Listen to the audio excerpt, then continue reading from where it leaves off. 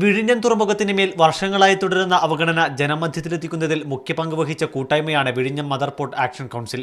പാരിസ്ഥിതിക ആഘാത പഠനവും അതിന്മേലുള്ള ഹിയറിംഗും കഴിഞ്ഞ് പദ്ധതി ഇപ്പോൾ പരിസ്ഥിതി അനുമതിക്കായി കേന്ദ്ര പരിസ്ഥിതി മന്ത്രാലയത്തിന്റെ പരിഗണനയിലാണ്. സെപ്റ്റംബർ 6-നാണ് പരിസ്ഥിതി അനുമതിക്കായുള്ള അപേക്ഷ നൽകിയത്.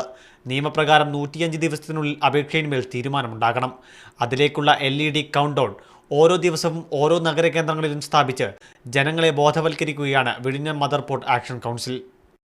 ഏറ്റവും പെട്ടെന്ന് പരിസ്ഥിതി അനുമതി നൽകണമെന്നുള്ളതിൻ്റെ ഒരു പ്രചരണ പരിപാടി ജനങ്ങളെ ബോധവാന്മാരാക്കുകയും കേന്ദ്രത്തിന് വേണ്ടുന്ന ബന്ധപ്പെട്ട ആളുകളെ ബോധവാന്മാരാക്കുകയും അവരെ കണ്ട് നിവേദനങ്ങൾ നടത്തിയും ഒരു പ്രചരണം നടത്തുന്നതിൻ്റെ ഭാഗമായിട്ടാണ് ഞങ്ങൾ ഇങ്ങനെ ഒരു രീതി ഇപ്പോൾ അവലംബിച്ചിരിക്കുന്നത്. പോർട്ടിന്റെ പ്രത്യേകതകളും പോർട്ടിന്മേൽ അധികൃതർ തുടരുന്ന അവഗണനകളെക്കുറിച്ചും ജനങ്ങളെ ബോധവൽക്കരിക്കുന്നതിനുള്ള നോട്ടീസ് വിതരണവും ഇവർ നടത്തുന്നു. ഇന്നലെ ഓണാഘോഷവേളയിൽ ഏറ്റവും തിരക്കനുഭവപ്പെടുന്ന ശംഖുമുഖം ബീച്ചാണ് പ്രചരണ കേന്ദ്രം. മീഡിയ 1 തിരുവനന്തപുരം.